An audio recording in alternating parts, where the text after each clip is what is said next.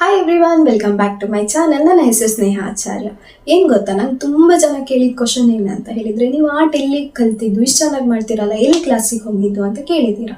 So ಈ ಒಂದು ವಿಡಿಯೋದಲ್ಲಿ ನನ್ನ ಆರ್ಟ್ ಜರ್ನಿ ಹೇಗಿತ್ತು, ನಾನು ಎಲ್ಲಿ ಕಲಿತೆ, ಹೇಗೆ ಕಲಿತೆ ಅಂತ ನಿಮ್ಮ ಜೊತೆ ಶೇರ್ ಮಾಡ್ತೇನೆ. ಸೊ ಫಸ್ಟ್ ಟೈಮ್ ಯಾರಾದರೂ ನನ್ನ ಚಾನಲ್ನ ನೋಡ್ತಾ ಇದ್ದರೆ ಪ್ಲೀಸ್ ಚಾನಲ್ನ ಸಬ್ಸ್ಕ್ರೈಬ್ ಮಾಡ್ಕೊಳ್ಳಿ ಮತ್ತು ಸಪೋರ್ಟ್ ಮಾಡಿ. ನನಗೆ ಆರ್ಟು ಸಣ್ಣ ವಯಸ್ಸಿಂದನೂ ಇಷ್ಟ ಇತ್ತು. ಬಟ್ ಪ್ರೈಮರಿ ಡೇಸಲ್ಲೆಲ್ಲ ನಮಗೆ ಸ್ಕೂಲಲ್ಲಿ ಒಂದು ಸಬ್ಜೆಕ್ಟ್ ಇರ್ತಾ ಇತ್ತಲ್ಲ, ಡ್ರಾಯಿಂಗ್, ಆವಾಗ ಮಾತ್ರ ಮಾಡ್ತಾಯಿದ್ದೆ. ಮತ್ತು ಮನೇಲಿ ಹೀಗೆ ಏನಾದರೂ ಮಾಡ್ತಾ ಇರೋದು ಇಷ್ಟೇ. ಮತ್ತು ಮೆಹಂದಿ ಕೂಡ ತುಂಬ ಇಷ್ಟ ಇತ್ತು, ಆದರೆ ಬಿಡಿಸೋದಕ್ಕೆ ಬರ್ತಾ ಇರಲಿಲ್ಲ ಅಷ್ಟೇ. ಈ ಒಂದು ಆರ್ಟ್ ಜರ್ನಿ ನನಗೆ ಟರ್ನಿಂಗ್ ಪಾಯಿಂಟ್ ಅಂತ ತಗೊಂಡಿದ್ದು ನಾನು ಹೈಸ್ಕೂಲಿಗೆ ಬಂದಮೇಲೆ. ಅಲ್ಲಿ ಕೂಡ ಹಾಗೆ ಒಂದು ಡ್ರಾಯಿಂಗ್ ಸಬ್ಜೆಕ್ಟ್ ಇದ್ದಿತ್ತು. ಅಲ್ಲಿ ಪ್ರೊಫೆಷ್ನಲ್ ಸರೇ ಇದ್ದಿದ್ರು. ಅವರು ಕಾಟಾಚಾರಕ್ಕೆ ಹೇಳಿಕೊಡ್ತಾ ಇರಲಿಲ್ಲ, ಮಕ್ಕಳು ಕಲಿಬೇಕು ಅಂತ ಹೇಳ್ಕೊಡ್ತಾ ಇದ್ರು, ಆಯಿತಾ. ಆ್ಯಂಡ್ ಯಾರಿಗೆ ಕಲಿಯುವಂಥ ಆಸಕ್ತಿ ಇತ್ತು ಅವ್ರಿಗೆ ತುಂಬ ಸಪೋರ್ಟ್ ಮಾಡ್ತಾ ಇದ್ರು. ನನಗೆ ತುಂಬ ಖುಷಿ ಆಯಿತು, ಇನ್ನು ನಾನು ಆರ್ಟ್ ಕಲಿತೇನೆ ಅಂತ ಹೇಳಿ. ಅಲ್ಲಿ ಹೇಗಾಯ್ತು ಅಂತ ಹೇಳಿದರೆ, ನನಗೆ ಅದಕ್ಕೂ ಮುಂಚೆ ನನಗೆ ಗೊತ್ತಿರಲಿಲ್ಲ ಡ್ರಾಯಿಂಗಲ್ಲಿ ಸಪ್ರೇಟ್ ಪಾರ್ಟ್ ಇದೆ, ಮತ್ತು ಈ ಡ್ರಾಯಿಂಗಿಗೆ ಈ ಥರ ಕರೀತಾರೆ ಅಂತ ನನಗೆ ಗೊತ್ತಿರಲಿಲ್ಲ. ಅಲ್ಲಿಗೆ ಬಂದಮೇಲೆ ಪ್ರತಿಯೊಂದು ಗೊತ್ತಾಯಿತು. ಮತ್ತು ಸರ್ ಬೇಸಿಕ್ಕಿಂದ ನಮಗೆ ಹೇಳಿಕೊಟ್ಟಿದ್ದಾರೆ, ಆಯಿತಾ. ಆ್ಯಂಡ್ ಇನ್ನೊಂದು ಏನಂತ ಹೇಳಿದರೆ, ನಮಗೆ ಹೈಸ್ಕೂಲಲ್ಲಿ ಎಕ್ಸಾಮ್ ಇತ್ತು, ಹೈಯರ್ ಗ್ರೇಡ್ ಲೋವರ್ ಗ್ರೇಡ್ ಅಂತ ಹೇಳಿ. ಲೋವರ್ ಗ್ರೇಡ್ 8th ಸ್ಟ್ಯಾಂಡರ್ಡಿಗಿತ್ತು, ಹೈಯರ್ ಗ್ರೇಡು 9th ಸ್ಟ್ಯಾಂಡರ್ಡ್ಗಿತ್ತು. ನನಗೆ ಡ್ರಾಯಿಂಗ್ ಕಲಿಯೋ ಆಸಕ್ತಿ ಇತ್ತು, ಆದರೆ ಈ ಕಾಂಪಿಟೇಷನಲ್ಲಿ ಪಾರ್ಟಿಸಿಪೇಟ್ ಮಾಡೋದು, ಎಕ್ಸಾಮಲ್ಲಿ ಪಾರ್ಟಿಸಿಪೇಟ್ ಮಾಡೋದು ಇದೆಲ್ಲ ಅಷ್ಟು ಇಂಟ್ರೆಸ್ಟ್ ಇರಲಿಲ್ಲ. ಒನ್ ಡೇ ಏನಾಯ್ತು ಅಂತ ಹೇಳಿದರೆ, ಸರ್ ಕ್ಲಾಸಿಗೆ ಬಂದಮೇಲೆ ನಮಗೆ ಪ್ರತಿ ಸಲ ಪ್ರೀವಿಯಸ್ ಡೇ ಅವರು ಏನು ವರ್ಕ್ ಕೊಟ್ಟಿರ್ತಾರೆ ಅದನ್ನು ಚೆಕ್ ಮಾಡ್ತಾರೆ, ಮಾಡಿದಾರಾ ಇಲ್ವಾ ಅಂತ ಹೇಳಿ. ಹಾಗೆ ಚೆಕ್ ಮಾಡುವಾಗ ನನ್ನ ಆರ್ಟ್ ನೋಡಿ, ನೀನು ಇಷ್ಟು ಚೆನ್ನಾಗಿ ಮಾಡ್ತೀಯಲ್ಲ, ಯಾಕೆ ಎಕ್ಸಾಮ್ಗೆ ಜಾಯ್ನ್ ಆಗಿಲ್ಲ ಅಂತ ಕೇಳಿದರು. ಜಾಯ್ನ್ ಆಗು, ಚೆನ್ನಾಗಿ ಮಾಡ್ತೀಯಲ್ಲ ಅಂತ ಹೇಳಿದ್ದು. ಮತ್ತು ನನಗೆ ಮೋಟಿವೇಟ್ ಆಯಿತು. ನಾನು ಮತ್ತೆ ಜಾಯ್ನ್ ಆದೆ. ಎಕ್ಸಾಮ್ ಬರೆದೆ, ಅದು ಬೇರೆ ಸ್ಕೂಲಲ್ಲಿ ಹೋಗಿ ಬರೆಯೋದಿತ್ತು. ಎಕ್ಸಾಮ್ ಬರೆದೆ. ಮತ್ತು ಮಾರ್ಕ್ಸನ್ನು ನಾನು ಎಕ್ಸ್ಪೆಕ್ಟ್ ಮಾಡಿರಲಿಲ್ಲ, ಇಷ್ಟೇ ಬರುತ್ತೆ ಅಷ್ಟೇ ಬರುತ್ತೆ ಅಂತ ಎಕ್ಸ್ಪೆಕ್ಟ್ ಮಾಡಿರಲಿಲ್ಲ. ಅನ್ಫಾರ್ಚುನೇಟ್ಲಿ ನಂದು ಡಿಸ್ಟಿಂಕ್ಷನ್ ಬಂತು, ಅದಕ್ಕೆ ಪ್ರೈಸ್ ಎಲ್ಲ ಕೊಟ್ಟರು. ಅದಾದಮೇಲೆ 8th ಮುಗೀತು. ಮತ್ತು 9th ಬಂದಮೇಲೆ ಹೇಗಾಯಿತು, ಸ್ಟಾರ್ಟಿಂಗೆಲ್ಲ ಹೀಗೆ ತುಂಬ ಪ್ರಾಕ್ಟೀಸ್ ಮಾಡ್ತಾಯಿದ್ವಿ. ಸರ್ ಕೂಡ ಅಷ್ಟೇ ಚೆಂದ ಹೇಳಿಕೊಡ್ತಾಯಿದ್ರು. ಮತ್ತು ಈ ಬುಕ್ಸು, ಟೆಕ್ಸ್ಟ್ ಬುಕ್ಕಲ್ಲೆಲ್ಲ ನಮಗೆ ಫೋಟೋ ಎಲ್ಲ ಸಿಗ್ತಾ ಇತ್ತಲ್ಲ ಹ್ಯೂಮನ್ ಇದು, ಅದನ್ನೆಲ್ಲ ಬಿಡಿಸೋದು, ಪ್ರಾಕ್ಟೀಸ್ ಮಾಡೋದು, ಇದನ್ನೆಲ್ಲ ಮಾಡಿ ಸರ್ಗೆ ತೋರಿಸ್ತಾ ಇದ್ವಿ. ನಾನಷ್ಟೇ ಅಲ್ಲ, ನನ್ನ ಫ್ರೆಂಡ್ಸ್ ಕೂಡ ಹಾಗೆ ಆರ್ಟಲ್ಲಿ ತುಂಬ ಇಂಟ್ರೆಸ್ಟ್ ಇದ್ದರು. ಅವರು ಕೂಡ ನನ್ನ ಜೊತೆ ಆರ್ಟೆಲ್ಲ ಮಾಡಿ ನಾವು ಮತ್ತೆ ಸರ್ಗೆ ತೋರಿಸ್ತಾ ಇದ್ವಿ. ಸರ್ ಹೇಳ್ತಾಯಿದ್ರು, ಈ ಥರ ಕರೆಕ್ಷನ್ ಇದೆ, ಇದನ್ನು ಸರಿ ಮಾಡಿ ಅಂತ ಹೇಳ್ತಾ ಇದ್ರು, ಆಯಿತಾ. ಅದಾದಮೇಲೆ ಮತ್ತೆ 9th ಹೈಯರ್ ಗ್ರೇಡ್ ಎಕ್ಸಾಮ್ ಕೂಡ ಬರೆದೆ, ಅದು ಫಸ್ಟ್ ಕ್ಲಾಸ್ ಬಂತು. ಹೀಗೆ ನಮ್ಮ ಪ್ರಾಕ್ಟೀಸ್ ಇದ್ದಿತ್ತು. ಅದಾದಮೇಲೆ 10th ಬಂದಾದಮೇಲೆ ಏನಾಯ್ತು ಅಂತ ಹೇಳಿದರೆ, ಲಾಕ್ಡೌನ್ ಆಯಿತು. ಅಲ್ಲಿ ಲಾಕ್ಡೌನ್ ಆದಾಗ ಏನಾಯಿತು, ಮನೇಲಿ ಕೂತು ಸುಮ್ಮನೆ ಬೋರ್ ಅಲ್ವಾ, ನಮಗೆ ಹೊರಗೆಲ್ಲಿ ಹೋಗ್ತಾ ಇರಲಿಲ್ಲ. ಆಗ ಏನಂದರೆ ಯೂಟ್ಯೂಬೆಲ್ಲ ನೋಡಿಬಿಟ್ಟು ಕಲಿತಾ ಇದ್ದೆ. ಮತ್ತು ನಮ್ಮ ಸರ್ ಕೂಡ ಅಷ್ಟೇ ಹೇಳಿಕೊಡೋದನ್ನು ಬಿಡಲಿಲ್ಲ. ಅವರು ಡ್ರಾಯಿಂಗು ಒಂದು ಗ್ರೂಪ್ ಕ್ರಿಯೇಟ್ ಮಾಡಿದರು ವಾಟ್ಸಪ್ಪಲ್ಲಿ. ಅಸೈನ್ಮೆಂಟ್ ಎಲ್ಲ ಕೊಡ್ತಾಯಿದ್ರು, ಇದನ್ನು ಮಾಡಿ ಇದನ್ನು ಪ್ರಾಕ್ಟೀಸ್ ಮಾಡಿ ಅಂತ ಅಸೈನ್ಮೆಂಟನ್ನು ಕೊಡ್ತಾಯಿದ್ರು. ಆ್ಯಂಡ್ ನಾನು ಮತ್ತೆ ಯೂಟ್ಯೂಬೆಲ್ಲ ನೋಡಿಬಿಟ್ಟು ಪ್ರಾಕ್ಟೀಸ್ ಮಾಡ್ತಾ ಇದ್ದೆ. ಅಲ್ಲಿ ನಾನು ಪೋರ್ಟ್ರೇಟ್ ಆರ್ಟನ್ನು ಕಲಿತೆ, ಆಯಿತಾ. ಈಗ ಯೂಟ್ಯೂಬಲ್ಲಿ ನೋಡಿ ಹೇಗೆ ಮಾಡ್ತಾರೆ ಏನು ಪ್ರತಿಯೊಂದನ್ನು ನೋಡಿ ಅಬ್ಸರ್ವ್ ಮಾಡಿ ನಾನೇ ಒಂದು ರೆಫರಲ್ ಫೋಟೋ ಇಟ್ಕೊಂಡೆ. ಅದು ನಾನು ಫಸ್ಟ್ ಟ್ರೈ ಮಾಡಿದ್ದು ಪುನೀತ್ ರಾಜ್ಕುಮಾರ್ ಅವರದ್ದು. ನನ್ನ ಆರ್ಟನ್ನು ನೀವು ನೋಡಿ, ಇದು ನನ್ನ ಫಸ್ಟ್ ಟ್ರೈ, ಆಯಿತಾ. ಅದಾದಮೇಲೆ ಹೀಗೆ ಮತ್ತೆ ಟ್ರೈ ಮಾಡ್ತಾ ಹೋದೆ. ಅದಾದಮೇಲೆ ಪೇಂಟಿಂಗ್ ಕೂಡ ಅಷ್ಟೇ. ಅದು ನನಗೆ ಪೇಂಟಿಂಗ್ ಅಷ್ಟು ಇಂಟ್ರೆಸ್ಟ್ ಇಲ್ಲ. ಪೆನ್ಸಿಲ್ ಆರ್ಟ್ ಅಂದರೆ ನನಗೆ ತುಂಬ ಇಷ್ಟ. ಪೇಂಟಿಂಗ್ ನನಗೆ ಸ್ವಲ್ಪ ಚೊರೆ ಅನಿಸ್ತಿತ್ತು. ಅಲ್ಲಿ ಮತ್ತೆ ಪ್ರಾಕ್ಟೀಸ್ ಮಾಡಿದೆ, ಮನೇಲೆ ಕೂತು ಪೇಂಟಿಂಗನ್ನೆಲ್ಲ ಪ್ರಾಕ್ಟೀಸ್ ಮಾಡಿದೆ. ಓಕೆ, ಬಟ್ ಈಗಲೂ ನನಗೆ ಪೆನ್ಸಿಲ್ ಆರ್ಟೇ ತುಂಬ ಇಷ್ಟ ಪೇಂಟಿಂಗಿಂತ. ಆ್ಯಂಡ್ ಮತ್ತು ಈ ಪೋರ್ಟ್ರೇಟ್ ಆರ್ಟು ಕೆಲವರು ಕಲರ್ ಪೆನ್ಸಿಲಲ್ಲೆಲ್ಲ ಮಾಡ್ತಾರೆ, ಅದನ್ನೆಲ್ಲ ನೋಡಿಬಿಟ್ಟು ಮತ್ತು ನಾನು ಟ್ರೈ ಮಾಡಬೇಕು ಅಂತ ಹೇಳಿ ನಾನು ಫಸ್ಟ್ ಮಾಡಿದ್ದು ಯಶ್ ಅವರದ್ದು. ಇದು ನನ್ನ ಫಸ್ಟ್ ಟ್ರೈ. ಹಾಗೆ ನನ್ನ ಫಸ್ಟ್ ಟ್ರೈ ಆರ್ಟೆಲ್ಲ ಹೇಗಾಗಿದೆ ಅಂತ ಕಮೆಂಟ್ ಮಾಡಿ, ಆಯಿತಾ. ಹೀಗೆ ಇದೇ ಮನೇಲಿ ಕೂತು ಪ್ರಾಕ್ಟೀಸ್ ಮಾಡ್ತಾಯಿದ್ದೆ. ಆ್ಯಂಡ್ ಮೆಹಂದಿ ಕೂಡ ಅಷ್ಟೇ ಪ್ರಾಕ್ಟೀಸ್ ಮಾಡ್ತಾಯಿದ್ದೆ. 10th ಎಕ್ಸಾಮ್ ಮುಗೀತು, ಮತ್ತು PUCಗೆ ಹೋದ್ವಿ. ಅಲ್ಲಿ ಸಬ್ಜೆಕ್ಟೆಲ್ಲ ಇಲ್ಲ ಡ್ರಾಯಿಂಗು, ಆದರೆ ನಾನು ಮನೇಲಿ ಪ್ರಾಕ್ಟೀಸ್ ಮಾಡ್ತಾಯಿದ್ದೆ. ಆ್ಯಂಡ್ ಮೆಹಂದಿ ಕೂಡ ಅಲ್ಲಿಂದ ಏನಾಯಿತು, ಒಂದು 2nd PUಗೆ ಬಂದಮೇಲೆ ಮೆಹಂದಿ ಆರ್ಡರ್ ಬರಲಿಕ್ಕೆ ಶುರು ಆಯಿತು. ಈವನ್ ಪಾರ್ಲರ್ ಥ್ರೂನು ಆರ್ಡರ್ ಬರ್ತಾಯಿತ್ತು, ಹೋಗ್ತಾಯಿದ್ದೆ. ಹೀಗೆ ಪ್ರಾಕ್ಟೀಸ್ ಮಾಡೋದು. ಮತ್ತೆ ಪೋರ್ಟ್ರೇಟ್ ಆರ್ಟ್ ಲಾಸ್ಟಿಗೆ PU ಮುಗ್ದ ಟೈಮಲ್ಲಿ ಮತ್ತೆ ಪೋರ್ಟ್ರೇಟ್ ಆರ್ಡರ್ ಎಲ್ಲ ತಗೊಳ್ಲಿಕ್ಕೆ ಶುರು ಮಾಡಿದೆ.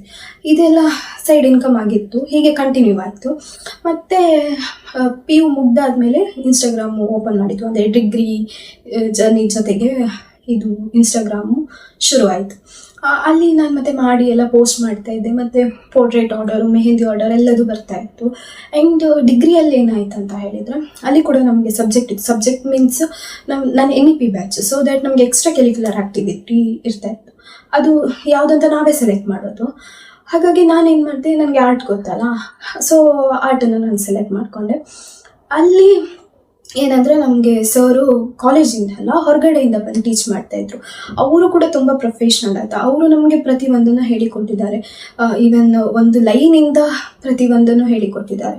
ಆ್ಯಂಡ್ ಈಗ ನಮ್ಮ ಎದುರುಗಡೆ ಇರುವಂಥ ಪೇಂಟಿಂಗ್ ಮಾಡಬೇಕಿದ್ರೆ ನಾವು ಅದನ್ನು ಹೇಗೆ ನೋಡಬೇಕು, ಅದನ್ನೆಲ್ಲ ಪ್ರತಿಯೊಂದೂ ಹೇಳಿಕೊಟ್ಟಿದ್ದಾರೆ. ಪೇಂಟಿಂಗ್ ಆಗಿರ್ಬೋದು, ಪೆನ್ಸಿಲ್ ಆರ್ಟ್ ಆಗಿರ್ಬೋದು, ಪ್ರತಿಯೊಂದೂ ಹೇಳಿದ್ದಾರೆ.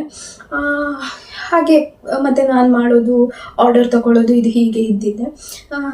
ಹೀಗೆ ಕಲಿತಾನೆ ಹೋದೆ. ಇನ್ನು ಪೇಂಟಿಂಗೆಲ್ಲ ಇನ್ನೂ ಕಲಿಯೋದು ಬಾಕಿ ಇದೆ, ಕಲಿತೀನಿ. ಆ್ಯಂಡ್ ಅದೇ ಹೇಳಿದ್ನಲ್ಲ ಲಾಸ್ಟ್ ವೀಡಿಯೋದಲ್ಲಿ ಹೇಳಿದಾಗೆ, there is no end to learning.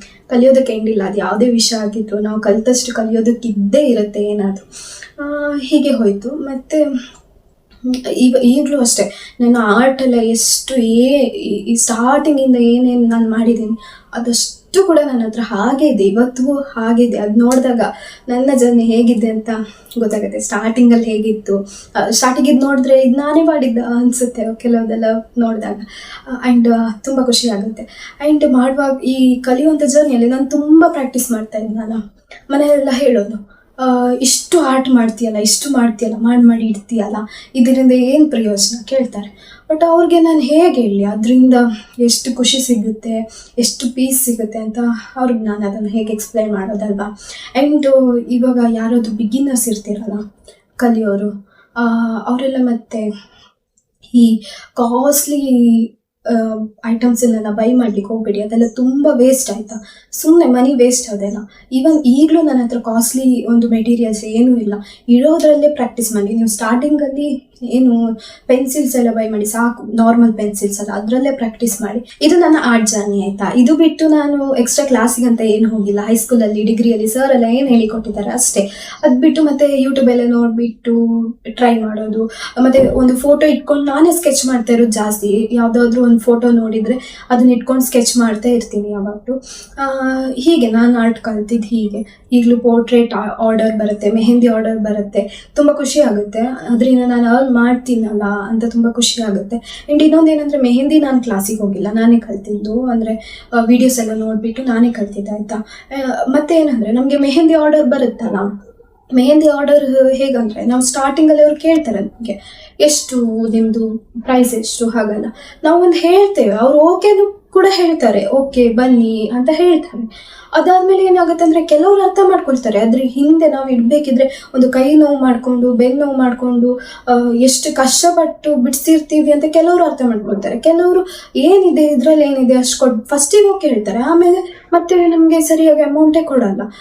ಅದು ನಾವೆಷ್ಟು ಕಷ್ಟಪಟ್ಟು ಮಾಡಿರ್ತೀವಿ, ಬಟ್ ಅದು ಅವ್ರಿಗೆ ಅರ್ಥ ಆಗಲ್ಲ. ಕೆಲವ್ರು ಹಾಗಲ್ಲ, ಕೆಲವರಿಗೆ ಗೊತ್ತು ಅದು ಇಡಬೇಕಿದ್ರೆ ಎಷ್ಟು ಕಷ್ಟ ಇದೆ ಅಂತ ಗೊತ್ತು. ಕೆಲವ್ರು ಹೋದ ಕೂಡಲೇ ಅಷ್ಟೊಳ್ಳೆ ಸತ್ಕಾರ ಮಾಡ್ತಾರೆ. ಹೋದಾಗ ಒಂದು ನೀರು ಕೊಡೋದು, ಜ್ಯೂಸ್ ಕೊಡೋದು, ಇತ್ತೀನಿ ಅಂತ ಹೇಳ್ತಾರೆ. ಕೆಲವ್ರಿಗೆ ಇದರಲ್ಲೇನಿದೆ ಇಡೋದಕ್ಕೆ ಆ ಥರ ಟ್ರೀಟ್ ಮಾಡ್ತಾರೆ ಕೆಲವರು. ಅದೊಂದು ಬೇಜಾರಷ್ಟೇ ಮೆಹಂದಿಯಲ್ಲಿ, ಅದೊಂದು ಬೇಜಾರು ಬಿಟ್ಟರೆ ಮತ್ತೇನು ಇಲ್ಲ. ಅದಕ್ಕೀಗ ಸ್ವಲ್ಪ ಟೈಮಿಂದ ನಾನು ಮೆಹಂದಿ ತಗೊಳ್ತಾ ಇಲ್ಲ. ಯಾಕಂದರೆ ಕೆಲವರು ಅಷ್ಟು ಫಸ್ಟಿಗೆ ಒಂದು ಅಮೌಂಟ್ ಹೇಳಿದರೆ ಆಮೇಲೆ ಲಾಸ್ಟಿಗೆ ಅವ್ರು ಕೊಡಲ್ವಾ, ಇಲ್ಲ ಲಾಸ್ಟಿಗೆ ಇಷ್ಟಕ್ಕಾಗಲ್ವಾ ಕೇಳ್ತಾರೆ. ಇವತ್ತು ಹೋದಲ್ಲಿ ಬಂದಲ್ಲಿ ಆರ್ಟಿಸ್ಟ್ ಅಂತ ಹೇಳ್ತಾರಲ್ಲ, ಅದೇ ಒಂದು ದೊಡ್ಡ ಖುಷಿ ಆಯ್ತಾ. ಮನೇಲಿ ಹೇಳ್ತಾ ಇದ್ರು ಅದರಿಂದ ನಿಂಗೆ ಏನು ಸಿಗುತ್ತೆ ಅಂತ ಹೇಳಿ. ಇವತ್ತು ನಾನು ಅದರಿಂದ ಅರ್ನ್ ಮಾಡ್ತಾ ಇದ್ದೇನೆ. ಹಾಗೆ ಹೋದಲ್ಲಿ ಬಂದಲ್ಲೆಲ್ಲ ಹೇಳ್ತಾರಲ್ಲ, ಅದೇ ಒಂದು ದೊಡ್ಡ ಖುಷಿ ಆಯ್ತಾ. ಸೊ ಇದು ನನ್ನ ಆರ್ಟ್ ಜರ್ನಿ.